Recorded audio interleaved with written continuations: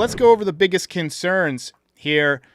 The new additions aren't going to provide the on-base percentage or the pop, I think, that Soto brought. So they're going to have to get some improvement internally. There could be a World Series hangover. Teams with deep playoff runs often struggle the following year. There's loads of pressure on these guys. Dominguez, which I spelled with a V on front of it for some reason. Judge, can he rebound from that playoff performance? Luis Heel, he's going to be carrying the pressure to, have another great season when last year he kind of ambushed the league.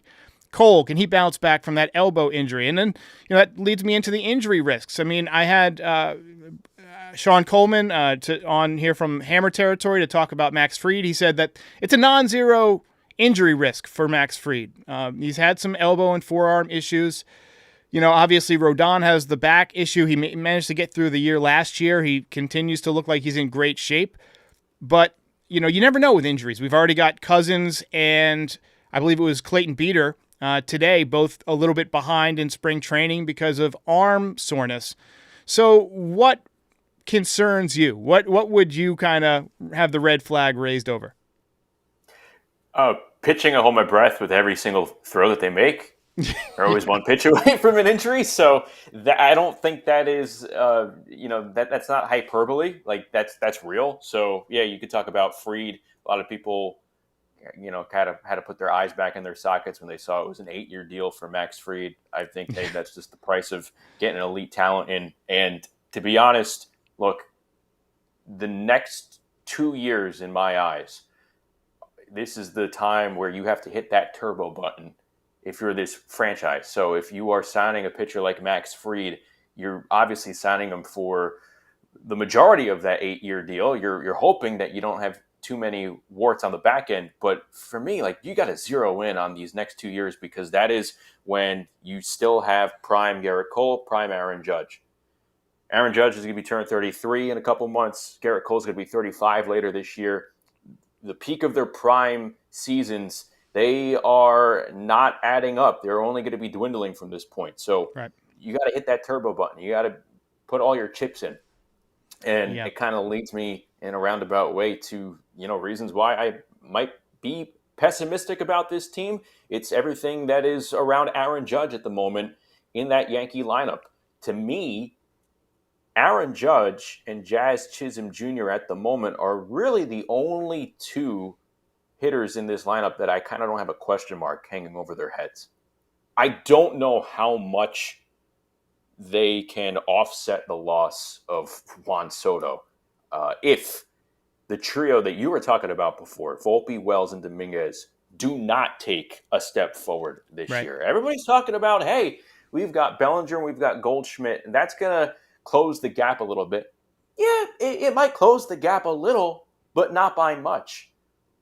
The key for me are those three young players, Volpe, Wells, and Dominguez. If they can acquit themselves, if Anthony Volpe can get on base at a higher clip, if he can eliminate the peaks and valleys to his game offensively, if he could just become a little bit more consistent, if Austin Wells is closer to the version of the catcher we saw at the plate from July and August as compared to September and the postseason, that's gravy. If Jason Dominguez can kind of hit the reset button from a year full of injuries, and I think, you had last year, you had a young player rushed into a situation with the playoffs right around the corner.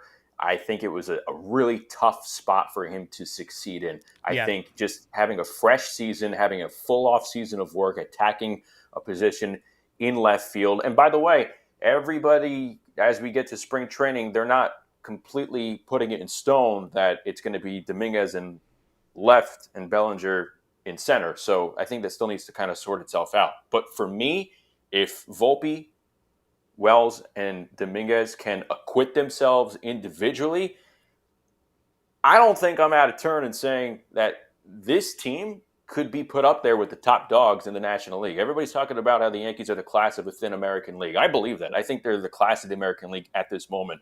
But if those three players can take a step forward, I think you put them in the same class as the Dodgers, as the Phillies, as the Mets. I like their chances against anybody in baseball if you have big seasons for those three. That's awesome. I I want to ask you about Aaron Judge. So Aaron Judge, obviously a MVP last season. He's got 350-plus home run seasons. All-star pretty much anytime he's healthy.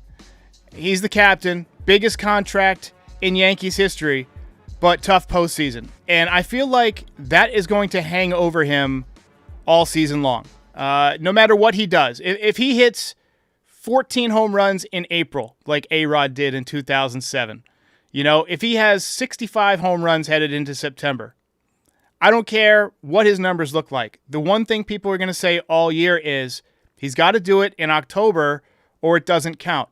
To me, the pressure on Aaron Judge this year is going to be immense because not only does he have to have a great regular season for the Yankees to get back to where they were to win that division, but he's got to be clicking on all cylinders headed into the playoffs. It's fascinating theater.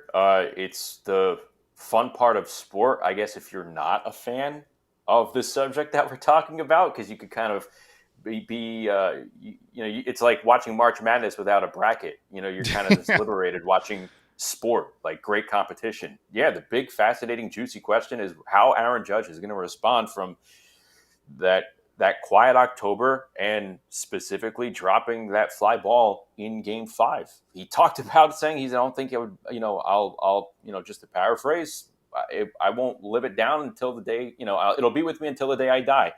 What'll wash it away? A world title. It definitely will soften the blow. So, yeah, you got to get back to that point. There's a whole lot of baseball to play, though, to return to that point. And it's going to be theater. It's going to be fascinating to see what an elite athlete is able to do in his biggest moment of adversity or on the heels of his biggest moment of adversity. That's why we're going to tune in. That's going to be one of the main storylines. People were talking to me about this and wondering what it would be like when he goes on the road and if there will be signs. And I'm like, well, you're making it sound like, he was a steroid user from 20, right, 25 years ago. I don't think it's going to be like that. I don't think he's going to heckle that poorly. But, yeah, if you're in this Yankee stratosphere here, you're comparing Judge right now to the legacy of Don Mattingly. Great legacy. Has his number retired, is a Yankee icon, but the common denominator with those two players is that they have 0 world championships at the moment. And unfortunately, as good of a player and as good of a human as you could be, that is the measuring stick in New York, right? So definitely still more time to go, but especially on the heels of that October, man, it's going to be fascinating theater to see what this is with Aaron Judge. Well, I hope it works out. It'll be a lot more fun if he has a revenge tour.